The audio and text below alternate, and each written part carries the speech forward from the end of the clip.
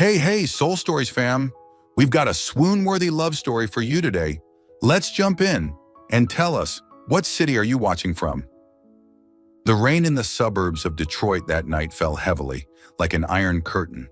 Water lashed against the windshield of Kiana Lopez's beat-up old Honda, making the wipers squeak like a groan. The dashboard clock ticked past 12:47 a.m. The gas station parking lot was deserted.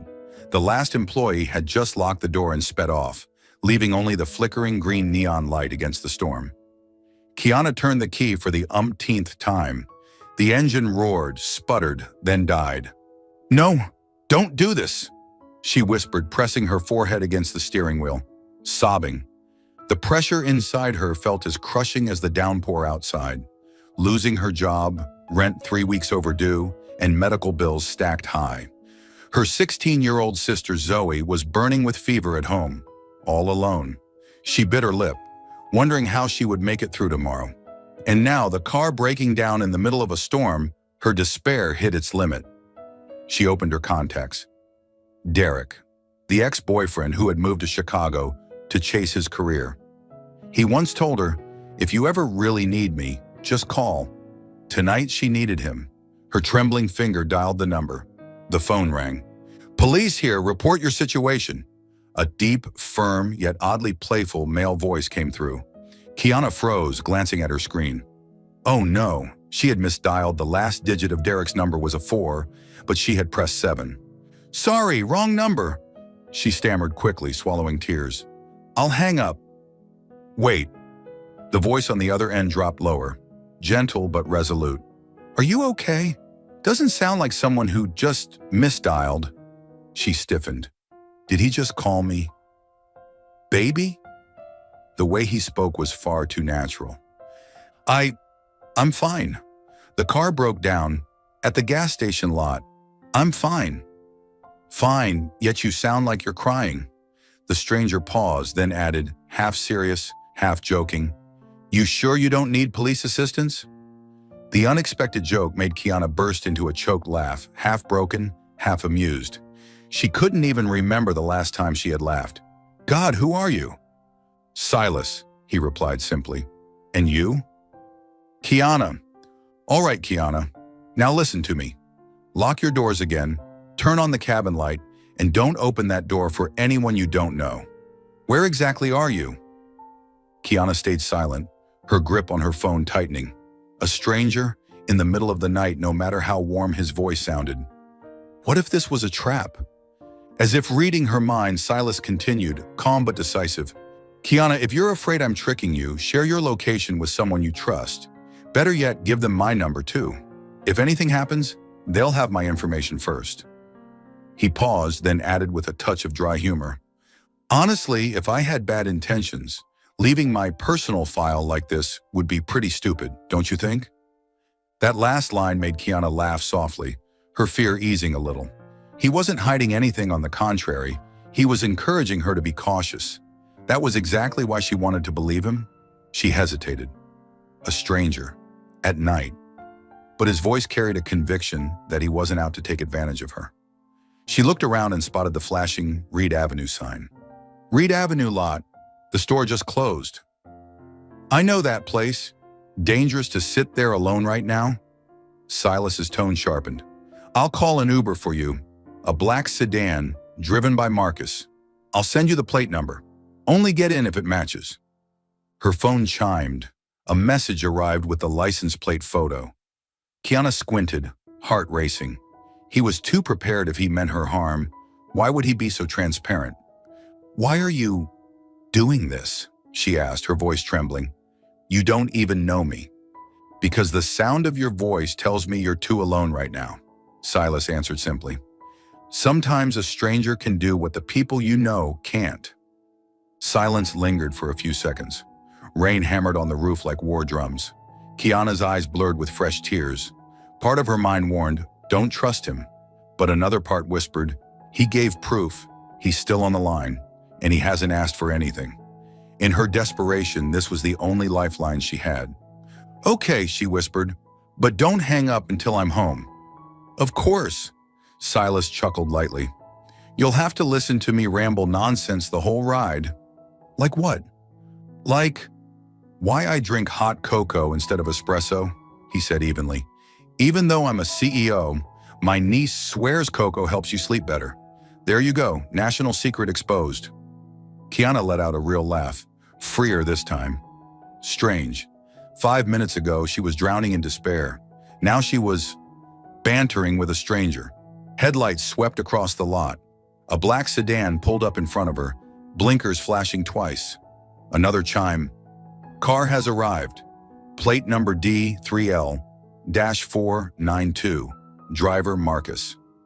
A middle-aged man stepped out, holding an umbrella. He held up his phone to show her his screen. Ms. Kiana, I'm Marcus. Hot cocoa, right? Kiana exhaled in relief, smiling faintly. The password was correct. Keeping the phone to her ear, she whispered, I see it. Plate matches, password matches. I'm getting in. I'm here, Silas reminded. Tell me when you're inside your house. Kiana opened the door, dashed through the rain, clutching her backpack. Marcus opened the rear door, helped her in, then returned to the driver's seat. The door shut, the lock clicked. The car rolled forward. I'm safe now, she said softly into the phone. Good. Silas exhaled, his voice sounding like a weight had lifted from his chest. I'll stay on the line until you lock your front door. Outside the window, Detroit blurred in sheets of rain, but inside Kiana's heart, a small, warm light flickered.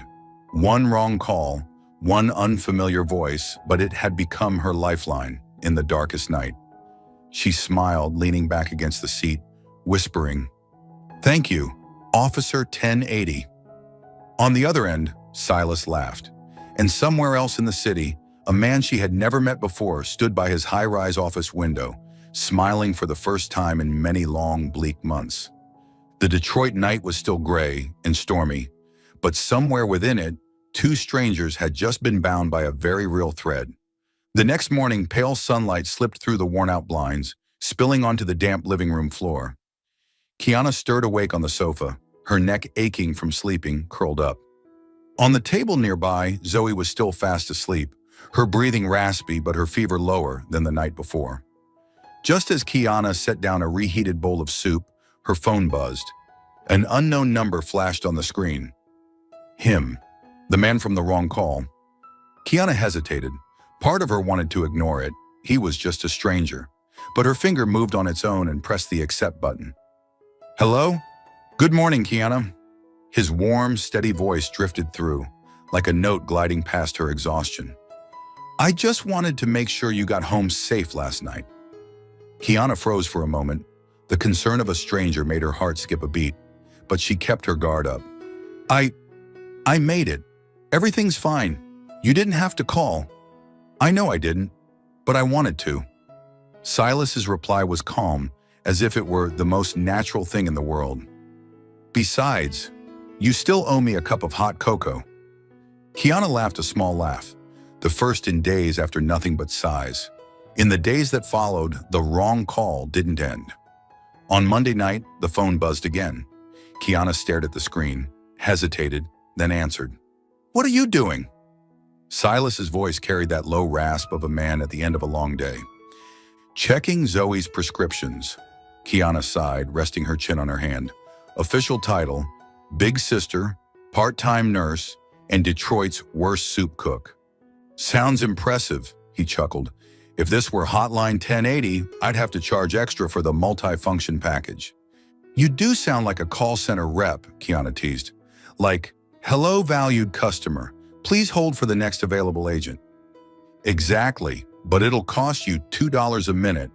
Better have the cash ready, or I'll cut you off. Oh, so you are a scammer. She laughed out loud this time, the bright sound echoing through the tiny apartment. From the bedroom, Zoe peeked out in surprise. It had been a long time since her sister sounded this happy. The calls became a habit. At first, Kiana told herself, just a few words, then hang up. But each time, the minutes stretched into an hour, then 2, then 3. They traded fragments of their ordinary lives. Kiana admitted she once dreamed of finishing a business degree and landing a decent job, but survival and caring for Zoe had pulled her away. Silas shared that he, too, had once been buried in endless spreadsheets and back-to-back meetings. So what do you do exactly? Kiana asked one rainy night, listening to the downpour against the windows. Office work, Silas answered after a brief pause. All day, staring at numbers and paperwork? Nothing glamorous. From the way you describe it, I picture some guy at a keyboard till 2 in the morning, cold coffee at his elbow, hair sticking up like a bird's nest. Dead on, he burst out laughing. You really are good at guessing. Kiana laughed with him. In her mind's eye, he was more of a burnout office worker than any mysterious hero. And oddly enough, that made her feel comfortable. Not everyone needed to pretend to be perfect. Another night after Zoe had drifted into deep sleep, Kiana sat huddled at the kitchen table, papers and overdue bills spread out before her. Silas's voice came softly through the speakerphone. If you could do anything at all without worrying about money, what would it be? She stayed quiet for a long time, then sighed. I'd go back to school, finish my business degree. I'd want to work at a real company where my voice matters. But dreams are like old cars. When they break down, you just leave them on the roadside. Old cars can be fixed, Silas said slowly. Dreams too. You just need someone willing to listen to the engine sputter, replace the spark plugs, maybe add some fuel. The strange metaphor made Kiana laugh through her tears, equal parts sad and warm. You should quit office work and start a therapy hotline. I'm already planning it. It'll be called Silas 1080. Basic package, I sit and listen to your complaints.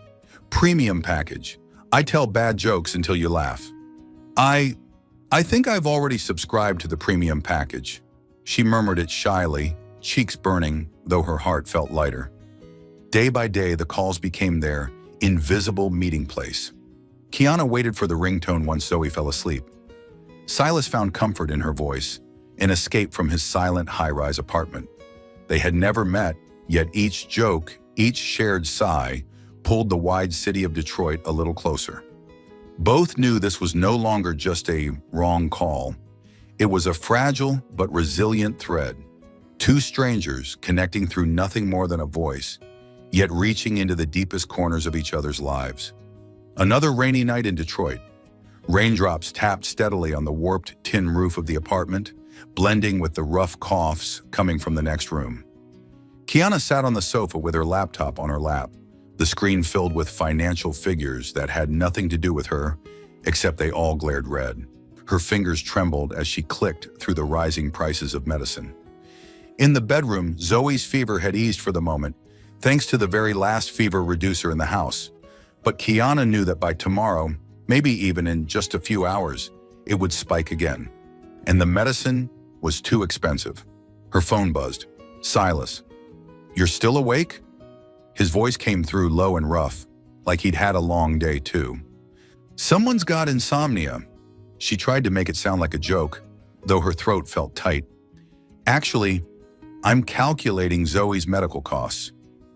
There was silence on the other end. Then Silas's voice softened. Tell me. Kiana bit her lip. Since meeting this stranger through a voice, she had already shared more than she'd ever expected. But money was still shameful to admit. Even so, his patient silence felt like a quiet nudge. Zoe's meds. They're too expensive. Insurance won't cover them. I've tried everything, but... She exhaled, her voice breaking. I hate saying it out loud. Feels like I'm just whining. No, Silas's reply was firm. You're not whining. You're fighting. There's a difference. The words made Kiana's eyes sting. No one had called her efforts a fight in a very long time. The next day, Kiana brought Zoe to Mercy Clinic, a modest neighborhood place that still charged high fees for uninsured patients. She braced herself to argue, beg, plead for a payment plan. But the doctor who met them was a middle-aged man with salt and pepper hair and a gentle smile. Hello, you must be Zoe? He bent down kindly. I was told about your case. Don't worry, we'll take care of everything. Told? Kiana blinked. But I didn't register for anything. We have a patient assistance fund, the doctor explained. Today's exam and the medication are all covered. Just focus on taking good care of Zoe. Kiana was stunned. By the time they left the clinic with a full bag of medicine, her legs felt weak beneath her. Everything had happened too quickly, too unexpectedly. "Sis, who did this?" Zoe whispered, hugging the bag as if it were a treasure. Kiana pressed her lips together. Inside her rose a warmth tangled with suspicion. Was this a gift from heaven? Or the voice on the other end of the line? That night, with Zoe asleep, Kiana sat by the window listening to the rain and dialed the familiar number. "Hello?" Silas's voice answered on the very first ring. I don't know who to thank, but today Zoe had a full checkup and got all her meds. They said it was covered by a patient support fund." Her voice wavered. "Was it you?" Silas stayed silent for a long while. Kiana could hear the tightness of his breath through the speaker. "Kiana, if you want to believe that was heaven, I won't argue." His tone was soft.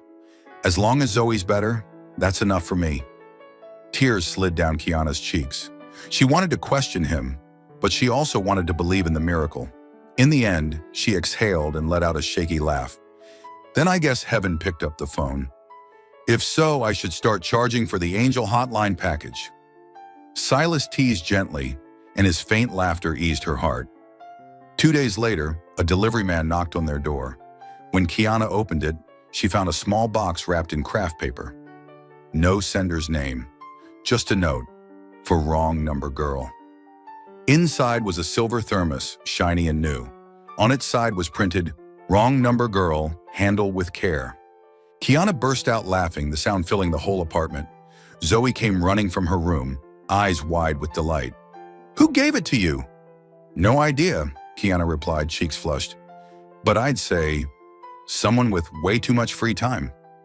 She opened the lid. The sweet scent of freshly made cocoa still rose warm from inside. A small slip of paper was taped under the cap. "Drink it while it's hot, S. Kiana laughed until tears spilled from her eyes. For the first time in months, her heart felt lighter than air. That night, she called Silas, her voice still glowing with laughter. "Hey, Hotline 1080, did you just launch a new service? Thermos delivery to your doorstep?" That's right. Premium package. A custom thermos filled with cocoa. $5 a minute call rate." "Good Lord, the rates keep going up fast." She bit her lip to hide another giggle. "I should call the cops on you for fraud." "Go ahead, just don't forget. Send the thermos back." "No way!" Kiana hugged the thermos tight, grinning. They both laughed, their voices mingling with the sound of rain outside the window, like a cheerful melody against the weight of life. Later that night, after Zoe had fallen sound asleep, Kiana sat alone on the sofa, the thermos beside her. She sipped a mouthful of cocoa, warmth spreading through her chest. The words "wrong number girl" glowed faintly under the lamplight. She didn't really know who Silas was, how he lived, or what he did for a living. But in the middle of her exhausting days, his once foreign voice had become a steady comfort. And this silly little gift, however small, made her feel she wasn't alone in the fight anymore. Kiana leaned her head against the cushion and whispered, "Maybe. Angels don't have wings. Maybe they just have warm voices and bad jokes." On the other side of the city, Silas set his phone down on a glass table, gazing out at the storm. A smile tugged at his lips the first time in a long while he'd felt something close to hope. A week later, Kiana stood in front of Pinnacle Tower. The morning sun reflecting off its soaring glass walls made her squint. This wasn't just an office building. To her, it looked like a skyscraper castle for the wealthy. "God, what am I even doing here?" she muttered, clutching the cheap flea market handbag in her grip, painfully aware of the glossy designer purses swinging past her. That morning, Zoe had sent her off with a grin.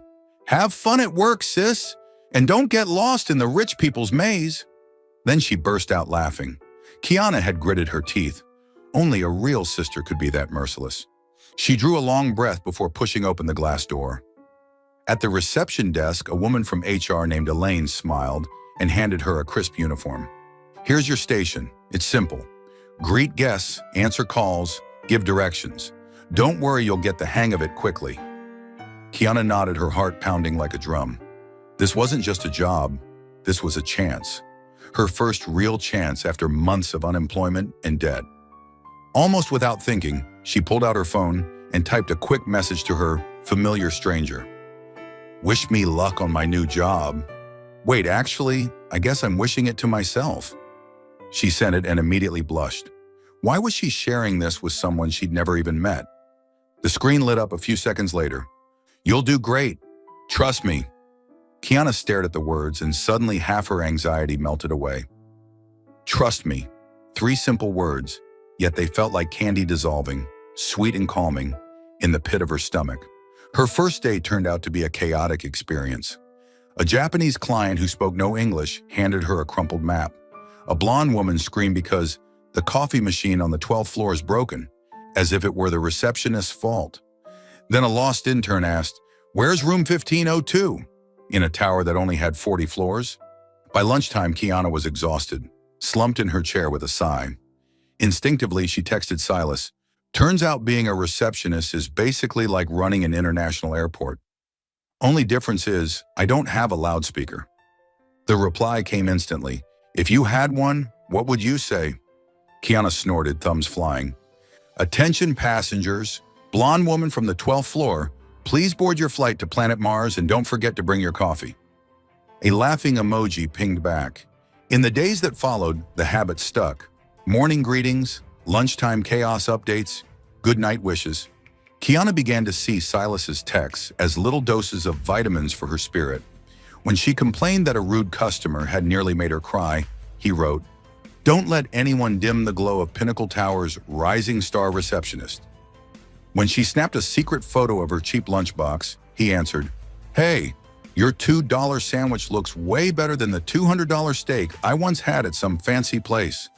Kiana laughed so hard she nearly got caught texting under the desk. One evening after her shift, she walked toward the bus stop. Detroit's skyline sparkled with lights, the wind damp with night air. Her phone buzzed. "Are you tired?" She leaned against a lamppost, smiling. "Tired but happy. Feels like I'm finally stepping onto the first rung of the ladder." This time Silas called instead of texting. His deep voice carried a tenderness she wasn't used to. "I knew you'd do it. Honestly, hearing you talk about your first day makes me feel like I'm starting fresh too."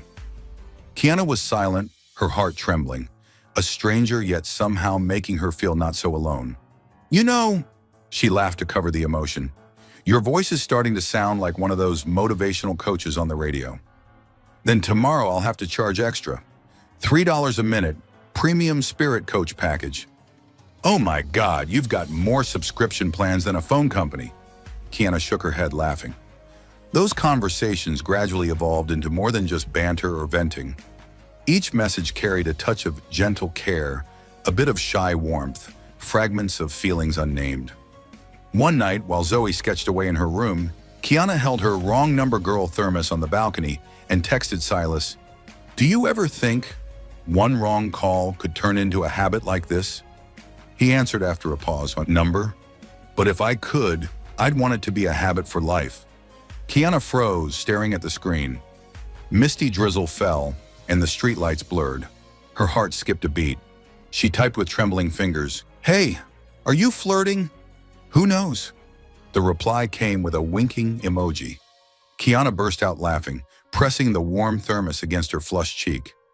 On its side, the words "wrong number girl" gleamed softly under the balcony light. That night, even after the lights were off and Zoe was asleep, Kiana lay restless. Silas's last message still glowed in her mind. "I'd want it to be a habit for life." She smiled in the dark.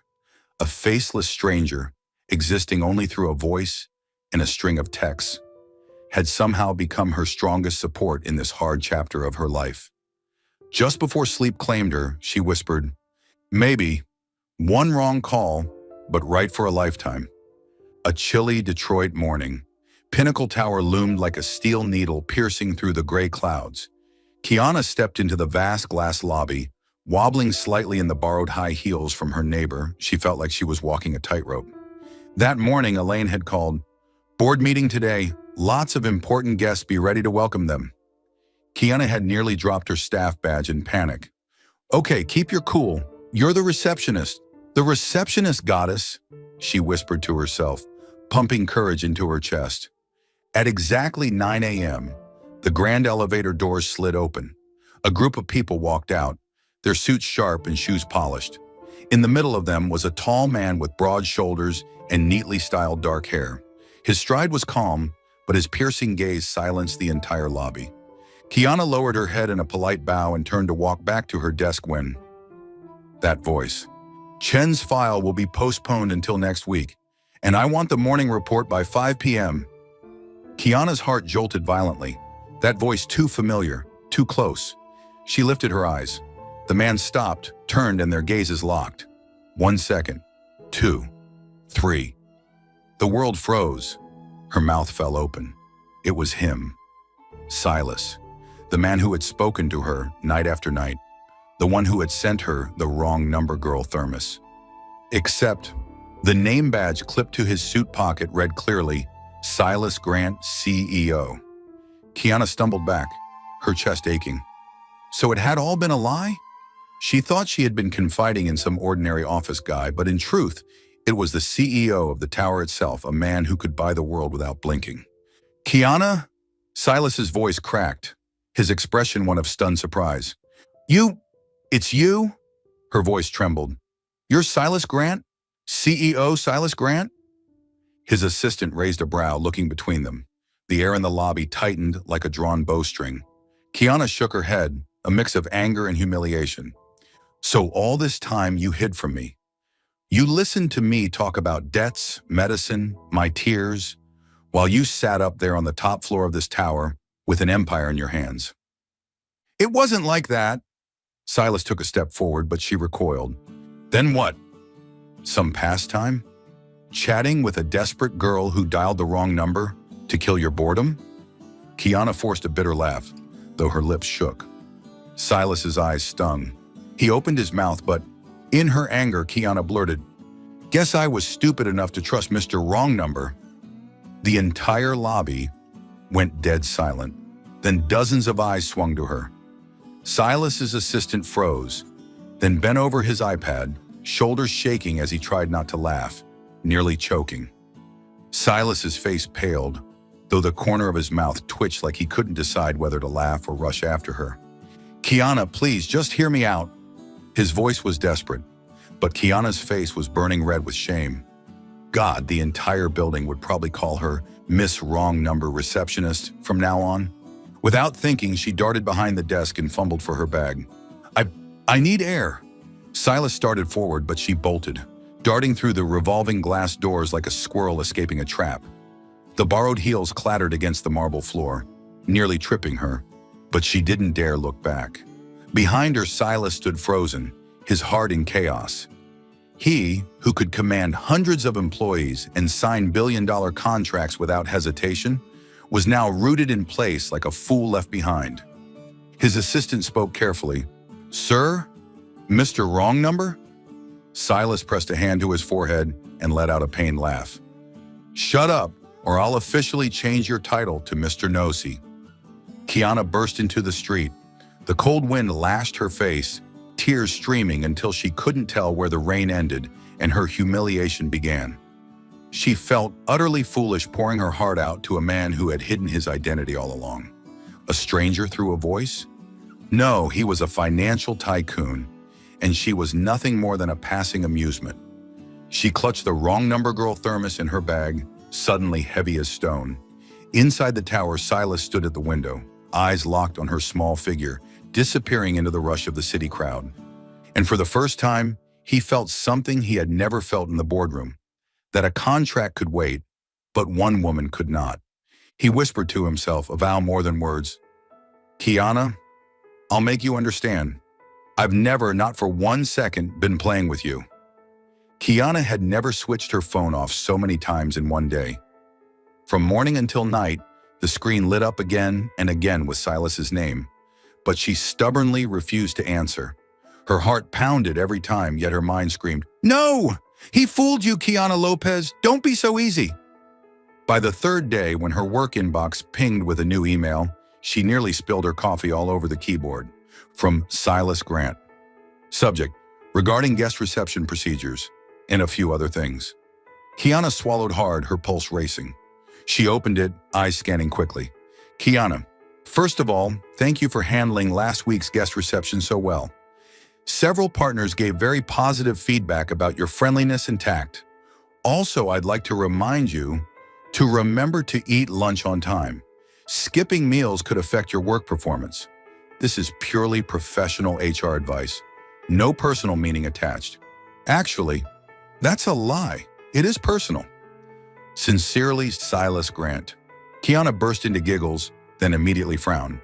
God, what kind of CEO writes an email that sounds like a clumsy love note? She muttered, though her cheeks flushed hot. That evening, Zoe rested her chin in her hands, watching her sister laugh alone at the screen. Hey, are you mad at your not yet official boyfriend? Kiana choked. Don't talk nonsense. He's a CEO, and I'm just a lowly receptionist. So what? Zoe shrugged. He still cares about you. I can see it plain as day. You're both mad and missing him. You shut off your phone and sulk, but one email makes you smile. You think I'm blind?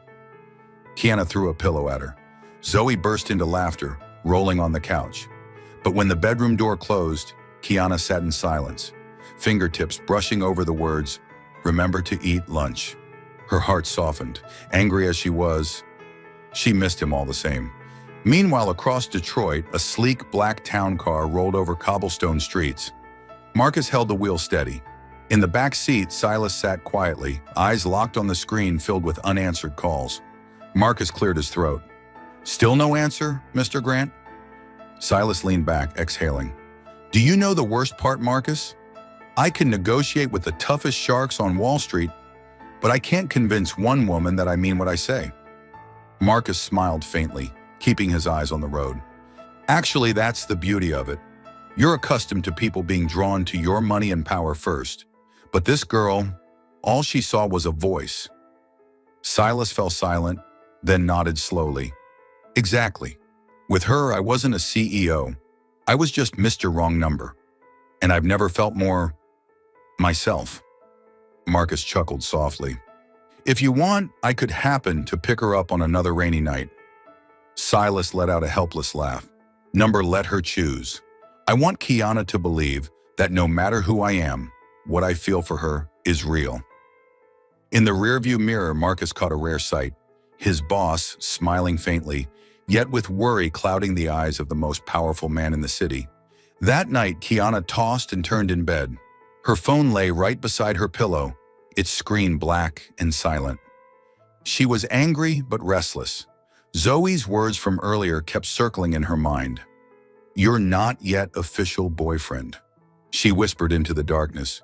Mr. Wrong Number, you've messed me up completely. Across the city, Silas sat alone in his cold penthouse, yellow lamplight stretching his shadow across the wall. He opened his laptop, cursor blinking on a blank email. Slowly, he typed, Kiana, I don't expect you to forgive me right away.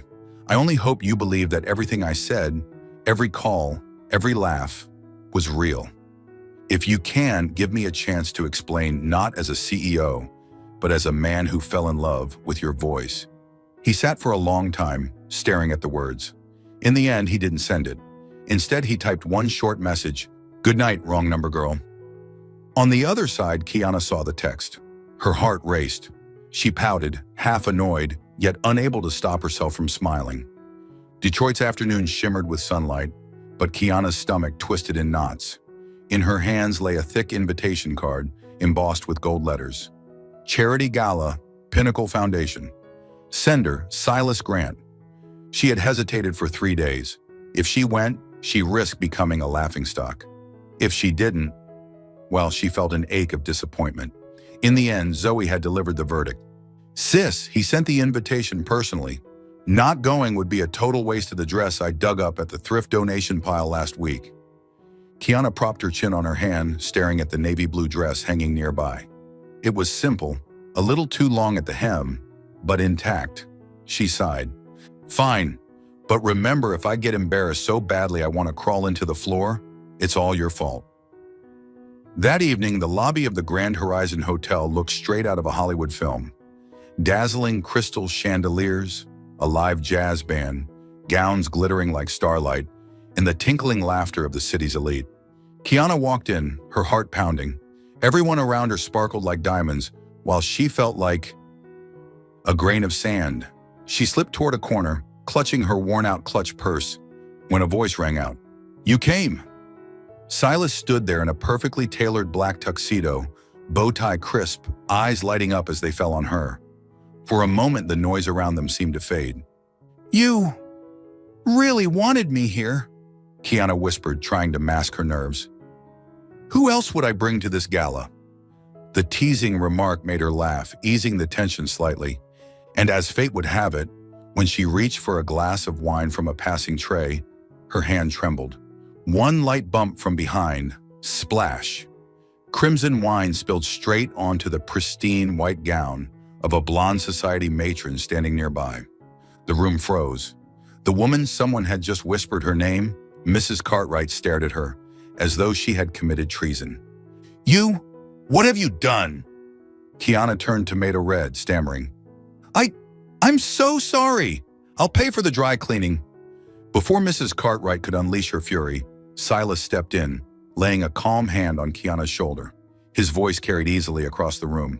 "This is the latest design from Milan, the Red Splash edition. Surprised you haven't heard of it yet?" A ripple of laughter spread through the crowd. Mrs. Cartwright's face turned scarlet, but she could hardly argue in public. Muttering under her breath, she stormed off in humiliation. Kiana stared at Silas wide-eyed. "You just saved me?" "Saved you?" He shrugged. "I just made you a fashion icon. By tomorrow, half the city will be splashing wine on dresses to stay in style." Kiana burst out laughing, nearly choking on her drink. But even as Silas turned the disaster into comedy, Kiana could still hear the whispers behind her. "Who is she? That dress alone screams out of her league. I heard she's just a receptionist at Pinnacle Tower." The eyes of scrutiny burned into her back. She wanted to crawl under a table. And then, slicing through the chatter, came a voice she instantly recognized, sharp as a blade. "Well, isn't this interesting? Silas, you bring a receptionist to a charity gala now?" Kiana turned.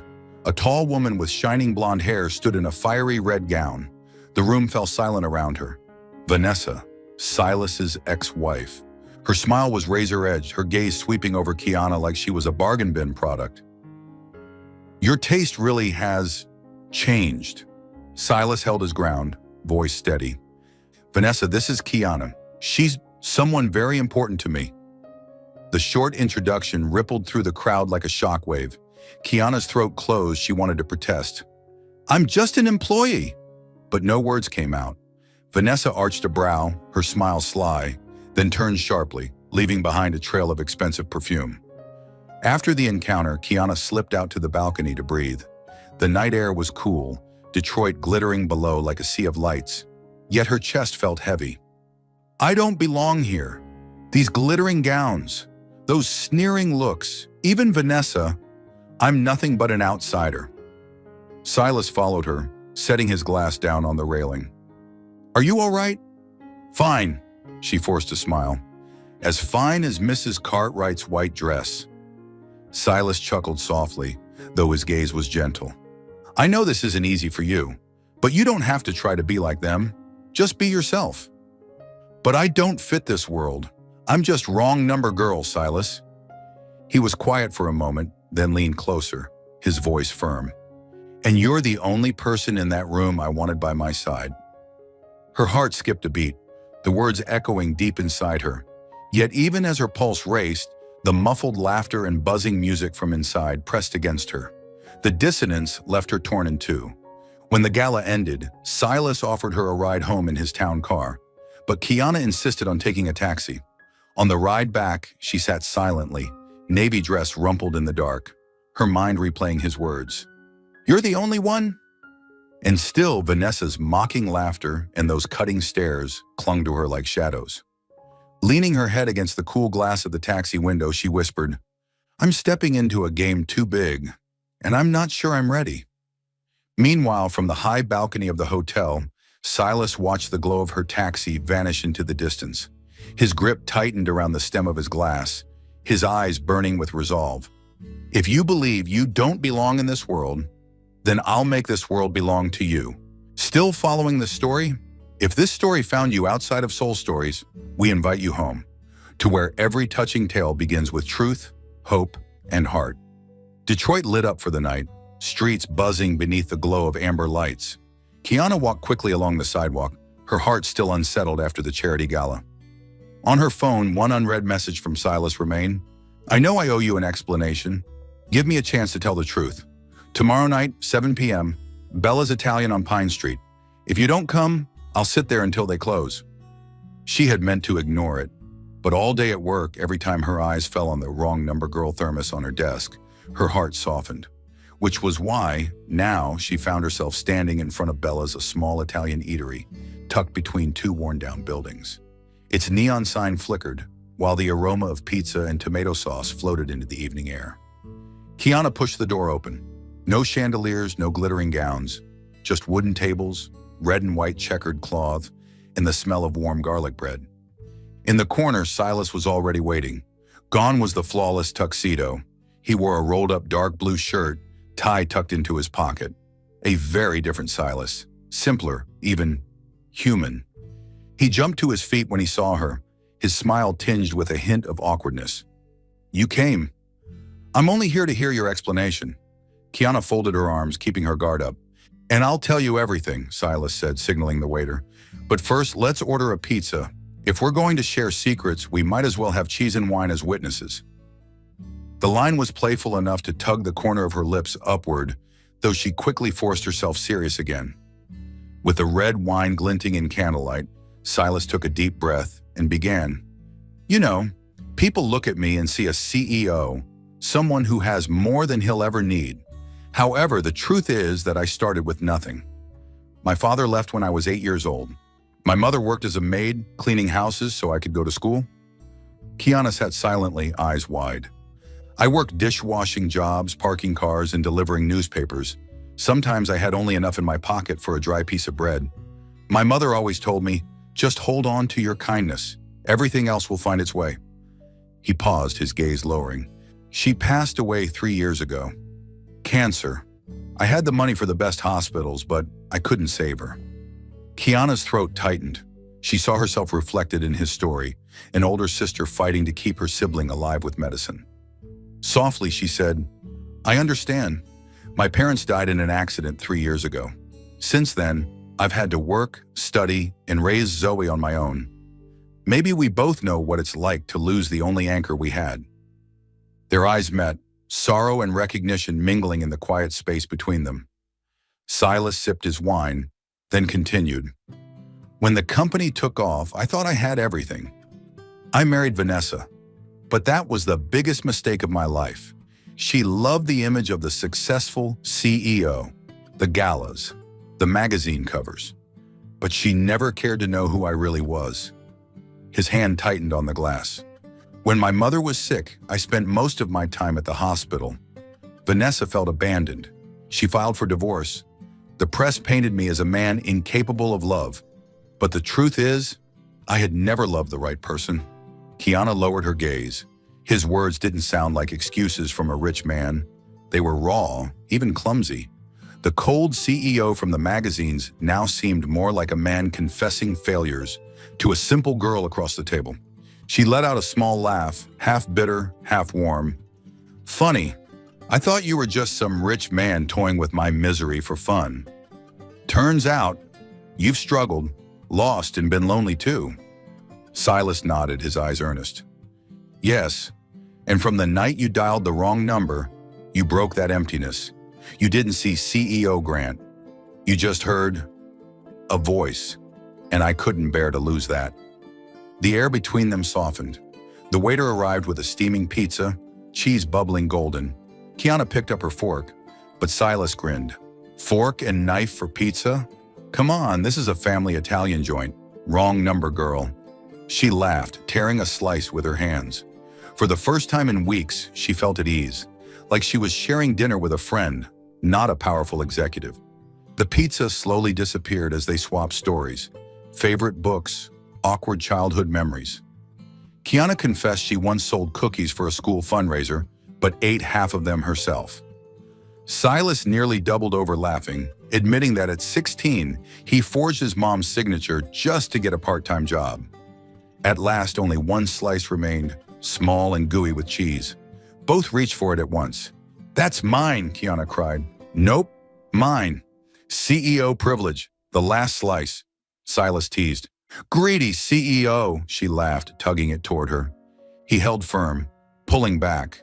Their eyes locked, grins tugging at their lips. And then, neither knew quite when it happened, but the pizza was forgotten. The space between them closed. Their lips brushed lightly, then deepened into a kiss. The faint taste of tomato and cheese, awkward yet warm. Kiana pulled back, cheeks flaming. "Did we just kiss over a slice of pizza?" Silas chuckled low, eyes bright.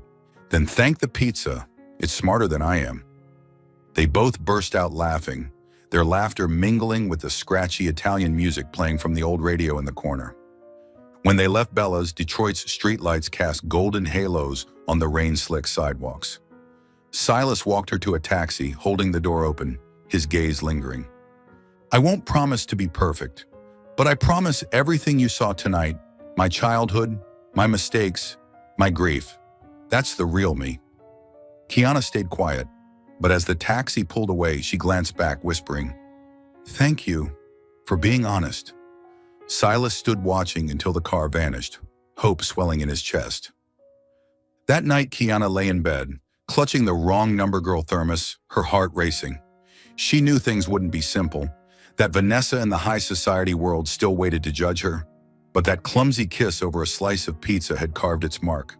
For the first time in years, she allowed herself to hope for something different. And Silas, alone in his vast penthouse, smiled quietly to himself. To him, that kiss was not just a fleeting emotion. It was a silent vow. From one wrong call, they could write an entire right story. Monday morning, the moment Kiana stepped into Pinnacle Tower, she sensed something was wrong. Co-workers were huddled over their phones, whispering, glancing at her with a mix of curiosity and pity. Elaine, the HR manager, hurried over, her face tight. "Kiana, don't pay attention.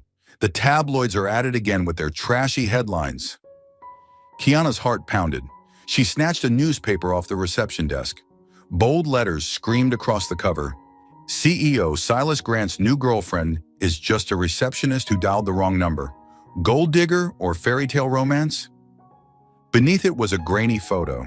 She and Silas walking out of Bella's Italian restaurant last week, smiling like fools. The article added fuel. "Sources claim this poor girl is exploiting the CEO's pity to climb into a new life." Heat flared across Kiana's face. Her hands shook as she crumpled the paper. Every word cut at her pride like a knife.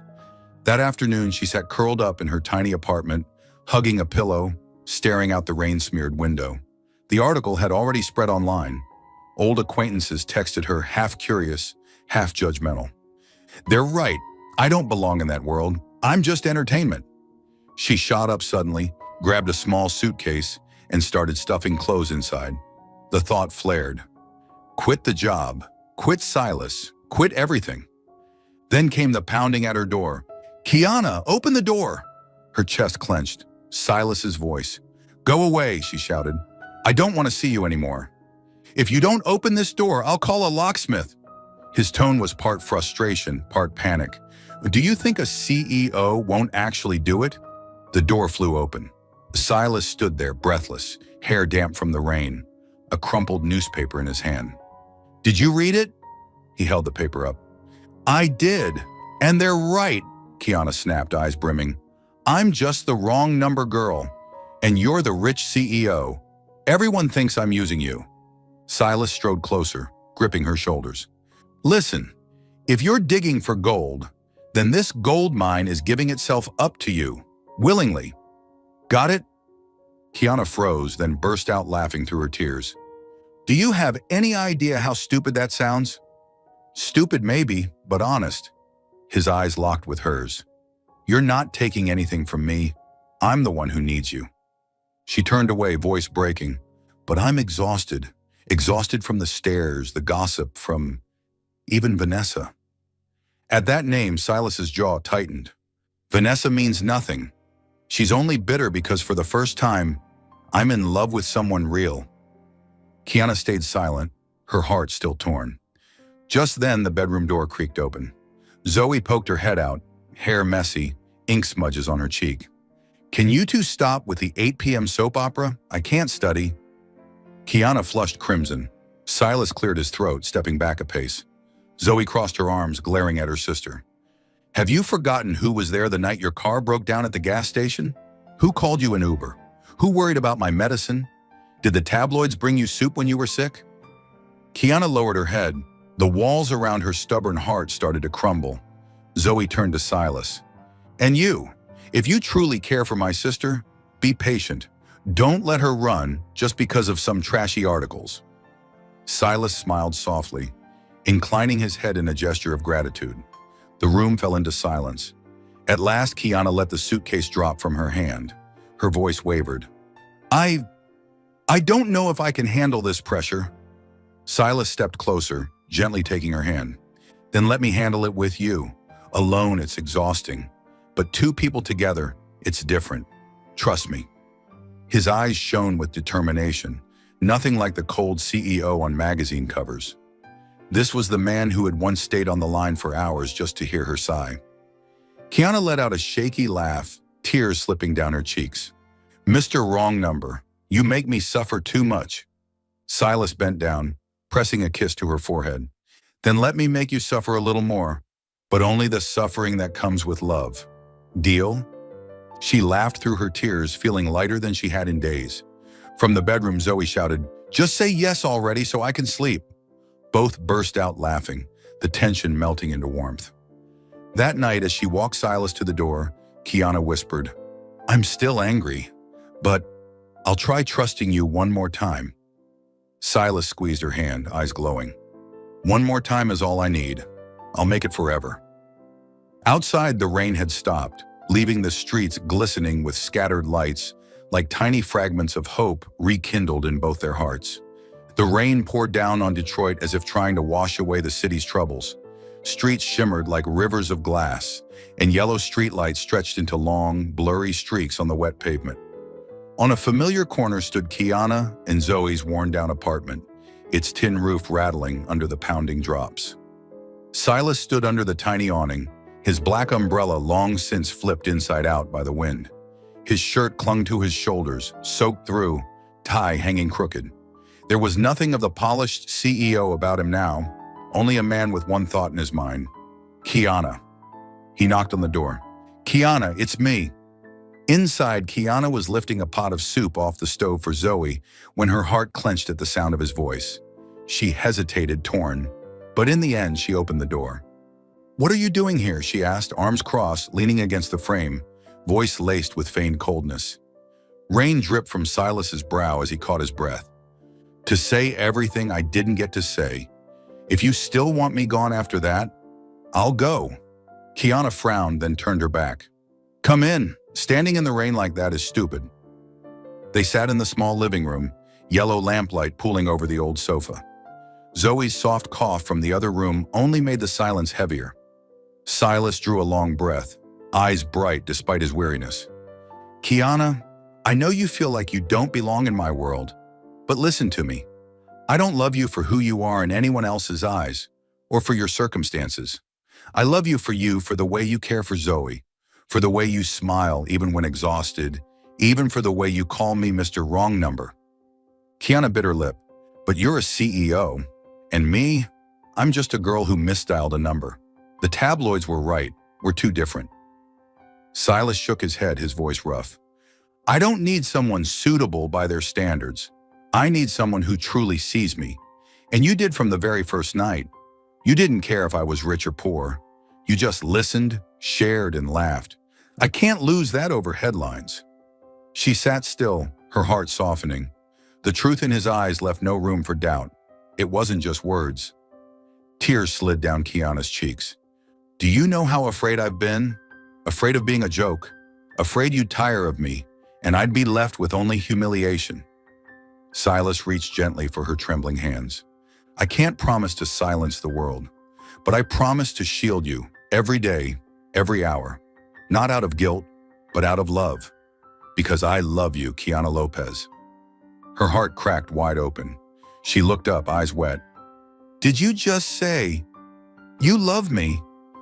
Yes. Silas smiled, voice trembling as if fearing rejection. Not CEO Silas Grant, just a man so lonely he clung to a wrong number. And that man loved you from the very first moment he heard you laugh through your tears. From the bedroom, Zoe coughed deliberately, then called out, "Are you two going to keep acting out a soap opera in the living room all night? Take it outside, some of us are trying to sleep." Kiana laughed through her tears. Silas's gaze held hers, intent, unshakable. Together, as if pulled by an invisible thread, they rose and stepped out under the awning.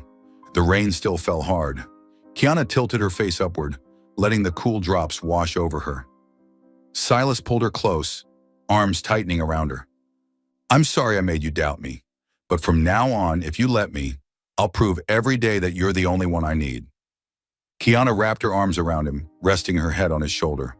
"I'm still scared, but I trust you, Mr. Wrong Number." They laughed at the same time, their voices mingling with the rain, washing away days of tension. In that tender moment, Silas suddenly sneezed loudly. Then again, "Achoo! Achoo!" Kiana jumped back in alarm. "Oh my God, you just pulled off the most romantic confession, and now you look like a drenched, sneezing cat." Silas wiped his face, laughing between sneezes.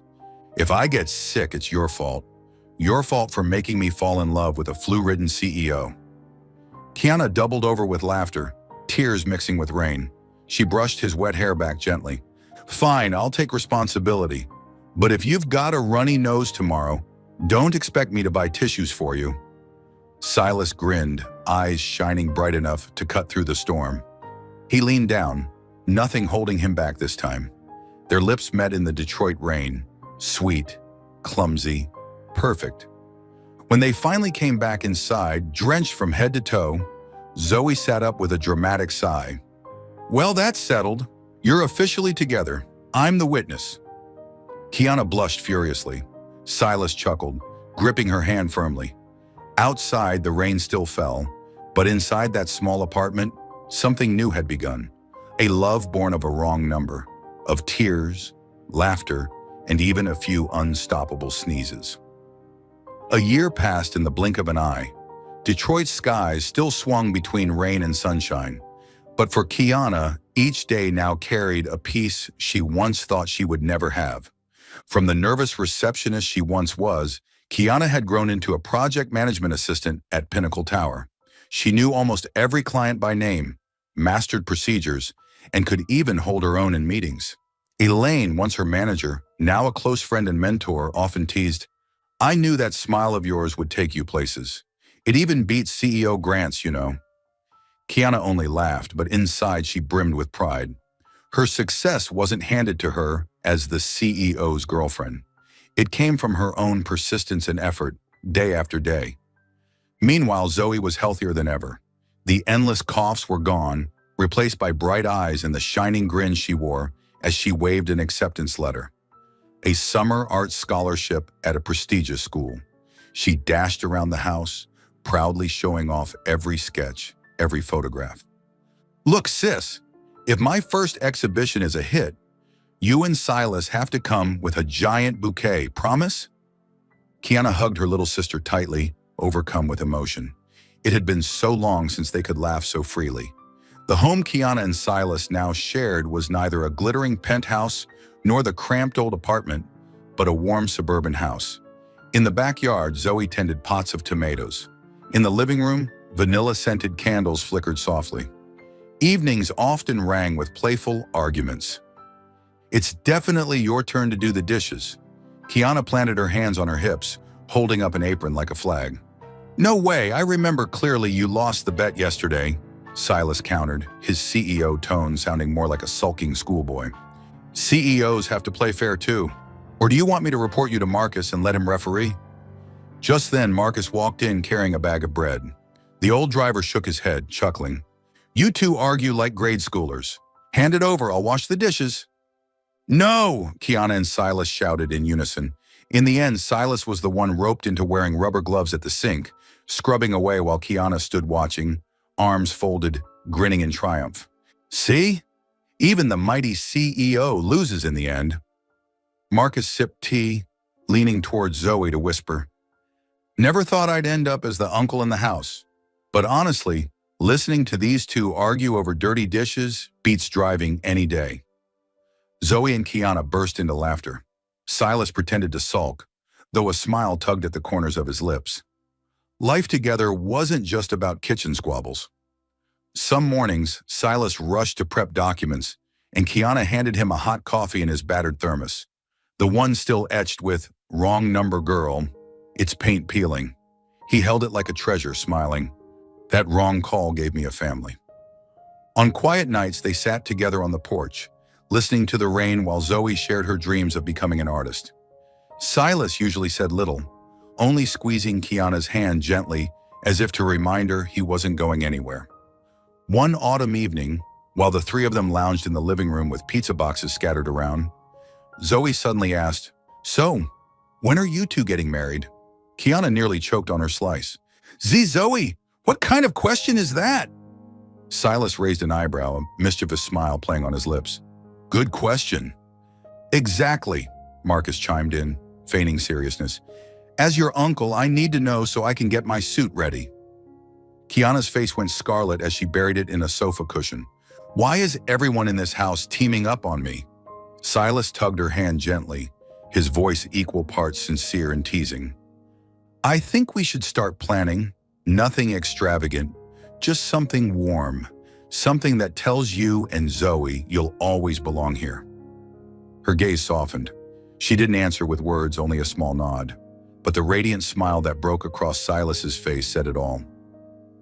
A year after that wrong number call, Kiana had a steady career, Zoe thrived with her art scholarship, and Silas, once a lonely CEO, had found a peaceful home. In that little house, laughter filled every meal, playful arguments over dishes echoed in the kitchen, and quiet promises of an upcoming wedding hung in the air. And it had all begun with one wrong call on a rainy night in Detroit. That summer, Detroit wore a brilliant green.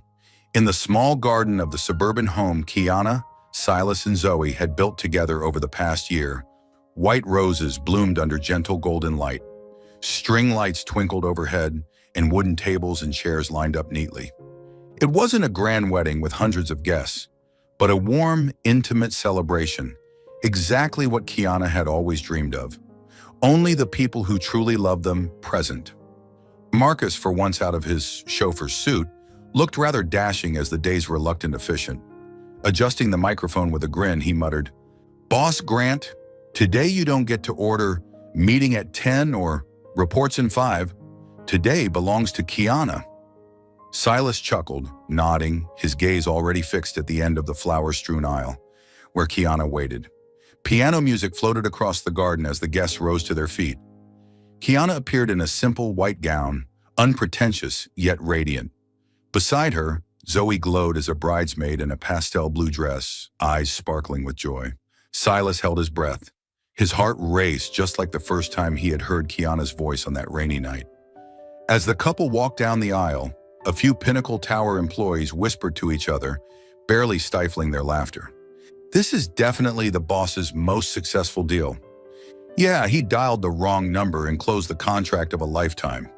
The group erupted in giggles. Silas shot them a mock warning glare, but even he couldn't hide his smile. Kiana overheard, cheeks burning, but she laughed too. As the ceremony drew to a close, Zoe stepped forward and took the microphone. The crowd fell silent, watching the 17-year-old with expectant eyes. "Hi everyone, I'm Zoe, the bride's sister. I just have a few words today."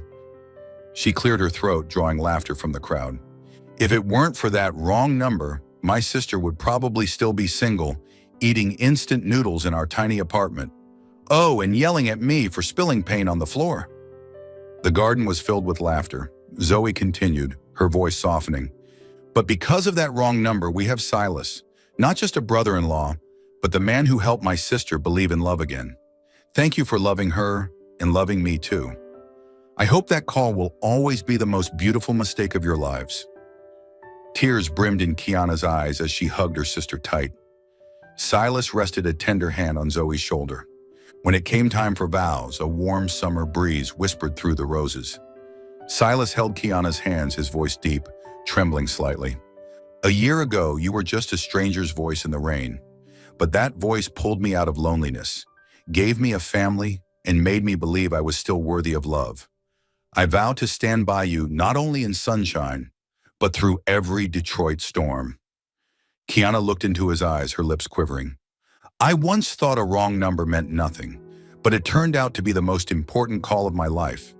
You don't love me for my past or my circumstances. You love me for who I am, and I vow to always pick up when you call, whether through tears or laughter. For a moment, the garden held its breath, then erupted into applause. Marcus deliberately raised his voice. And now, Silas, you may kiss the bride. But this time, no spilling wine on anyone's dress. The guests burst into laughter. Kiana flushed bright red. Silas laughed, then leaned down to kiss her beneath the canopy of white roses. After the vows, guests mingled, feasting and chatting amid cheerful music. Zoe tugged the photographer's sleeve. Quick, take our family photo. Silas wrapped his arm around Kiana's waist and Kiana pulled Zoe close. The three leaned together, smiling widely. Golden light filtered through the trees, their shadows falling across the green grass. From a wrong number on a rainy night to a family. The photo was framed and placed in their suburban living room as proof of a love born from the sweetest mistake. When night fell and guests departed, Kiana sat in the garden, her gown pooling softly under the warm glow of string lights. Silas laid a hand on her shoulder, Zoe beside them, nibbling the last cupcake. So, it's done, Kiana smiled. No, Silas replied gently. This is only the beginning, the start of a lifelong contract I sign willingly. No signature required, but your smile. Kiana laughed. Zoe rolled her eyes with a grin. You two are way too romantic, but I like it. They all laughed together. Above them, the Detroit sky glittered with stars clear after the rain. And in that laughter, a new family was written into being born of a wrong number, sealed as a love for life.